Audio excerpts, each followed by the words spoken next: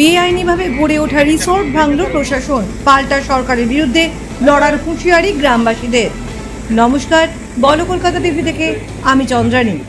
গজলডোবায় অবৈধভাবে সরকারি জমিতে গড়ে ওঠা রিসোর্ট ভাঙল প্রশাসন। এর উচ্ছেদের নেতৃত্ব দিয়েছিলেন রাজগঞ্জ বিডিও এবং রাজগঞ্জ ভূমি রাজস্ব আধিকারিক।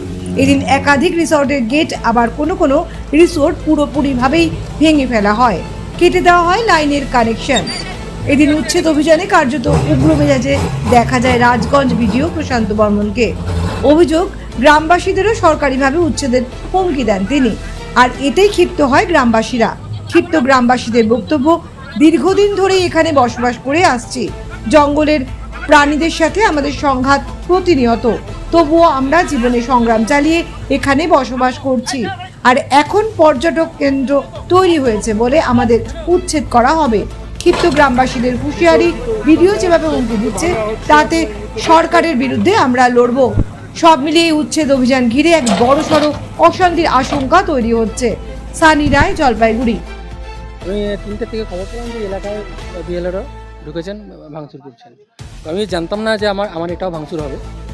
তো আমি দোকানে ছিলাম, এই মতো অবস্থা দেখলাম জেসিবি নিয়ে এসে আমার এখানে ভাঙচুর শুরু করেছে। আমি জিজ্ঞাসা করলাম, জিজ্ঞাসা করার পরে বিডিও সাহেব আমাকে ধমকালেন এবং ইভেন থানাও আমাকে চুপ থাকতে বলেন এবং আমাকে অ্যারেস্ট করার পুনরায় ধমকি দিলেন যে গাড়িতে দেবেন। আমি থানা থেকে, থানার বড়বাবু ছিলেন মিনময় ঘোষ, তিনিও ছিলেন সামনে।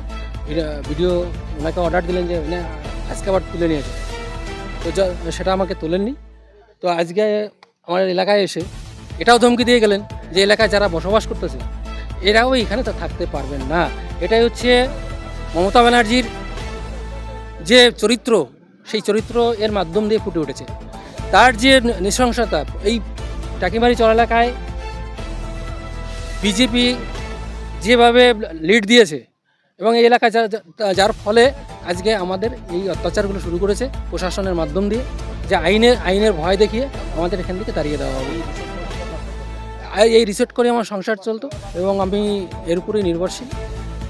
এটা কালকে আমাকে পথে বসতে হবে। ইভেন আমার ইলেকট্রিকটাও কেটে দিয়ে গেল, যেখানে এখানে হাতির খুব অত্যাচার, এখানে থাকার মতো পরিস্থিতি নেই। এবং এই যে ইলেকট্রিক ডিপার্টমেন্টের লোক ছিল ওনাকে আমি জিজ্ঞাসা করেছিলাম আপনার কোনো অর্ডার আছে? বলছে আমার কাছে কোনো অর্ডার নেই, বিডিও সাহেব অর্ডার দিয়েছেন তাই আমি লাইনটা কাটলাম। উনি আপনারা শুনেছেন কিছুদিন আগে আমার বর অ্যারেস্ট করেছিল, রেস্টুরেন্ট করার জন্য। তারপরে ওনাকে অ্যারেস্ট করার পরে আমরা কোর্ট কেস করা হয়েছে, সেখান থেকে ওনাকে বের করে নেওয়া হয়েছে। তারপরে কোর্টের অর্ডার ছাড়া আজকে বিএলআরও এসে আমার হোটেলটা পুরোটা ভেঙে দিয়ে গেল, ইলেকট্রিক কেটে দিয়ে গেল, বা এখানে থাকতে বারণ করা হলো। এটা বলে সবাইকে উঠে যেতে হবে, বলে এখানে আপনারা কেউ থাকতে পারবেন না, আইনের ঊর্ধ্বে আমরা আপনাদের সবাইকে উঠে দিতে পারি, আপনারা এখানে থাকতেও পারবেন না। কি কারণে এরকম বলবো? ওনাদের ইচ্ছা, এটাও সরকারের অর্ডার, আমাদের রাজ্য সরকারের অর্ডার, মমতা ব্যানার্জির অর্ডার। এই টাকিমারি চরে যারা বসবাস করেন,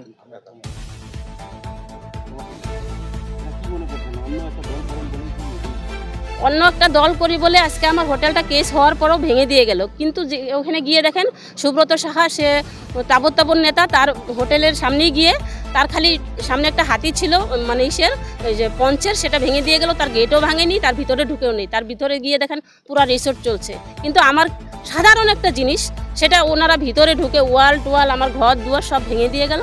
আর বললো আমরা যদি ইচ্ছে করি আপনারা এখানে থাকতেও পারবেন না, আপনাদেরকে তুলে দেওয়া হবে।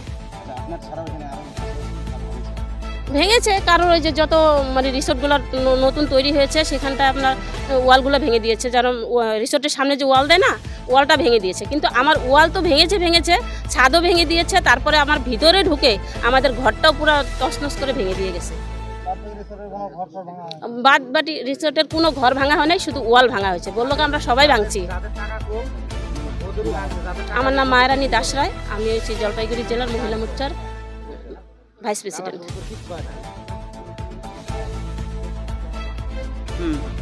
দেখেন, এখানে আমার বাপ ঠাকুরদা এখানে হকলা বন ছিল, কাশিয়া বন ছিল, সম্পূর্ণ পরিষ্কার করে আমরা এখানে আছি। আমরা বুড়াও হয়ে গেলাম, আমাদেরকে কেউ উঠায় নাই। এখন উঠাবে, তখন কথাই ছিল, সরকার কথাই ছিল তখন। তখন সরকার কথাই ছিল এই বন জঙ্গল আমরা কাইটে পরিষ্কার করে এখানে আমরা ওই যে বসবাস করতেছি। এখন আমার বাচ্চা কথাও বুড়া হয়ে গেলো, আমিও বুড়া হয়ে গেলাম, তো তখন সরকার কথাই ছিল। এখন যে সরকার এখানে মানে ভালো পজিশন দেখছে তার জন্য সরকারকে উইটে পুইটে লাগছে নাকি এখন পাবলিককে এখান থেকে তাড়াবে?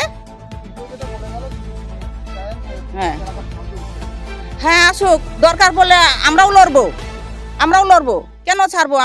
আমরা তো এখানে ছোটবেলা থেকে বুড়া হয়ে গেলাম এই গ্রামে, কেন ছাড়বো? আমরাও লড়বো। উনি উঠাইতে পারে, আমরাও লড়তে পারবো না? আমরাও পারবো, আমরাও সবাই মিলে আমরাও লড়বো। হ্যাঁ আমার নাম শিপিকা শৈব ছেত্রী। এই জায়গার নাম 18 নম্বর মিলনপল্লী। এখানে আমার জন্ম এখানেই, আমার বাবার বাড়ি, বাবা এখানেই ছিল আগে, এখন আমার বাবা থাকে সরস্বতীপুর বাগানে। আমার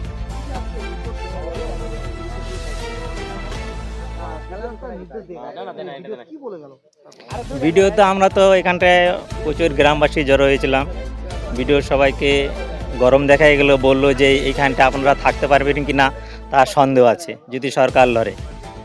তাই আমি সাধারণ মানুষকে এটাই আমি বলতে চাই, দেখেন আমরা এখানটা আজকে আমার জন্ম এখানটা, আমার বাবা এখানটায় দীর্ঘদিন ধরেছে। এই ব্রিজ হওয়ার আগে থেকে এখানটায় আমার বাবারা বা আমার জ্যাঠারা সবাই এখানে বসবাস করতো।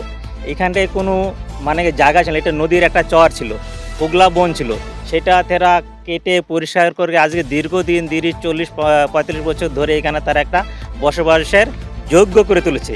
তারপরে এটা দেখে কিন্তু সরকার এখানটা ভোরের আলো প্রজেক্টটা শুরু করছে। যদি এখানে জনগণ যদি বসবাস না করতো আজকে কিন্তু ভোরের আলো এখানে হতো না।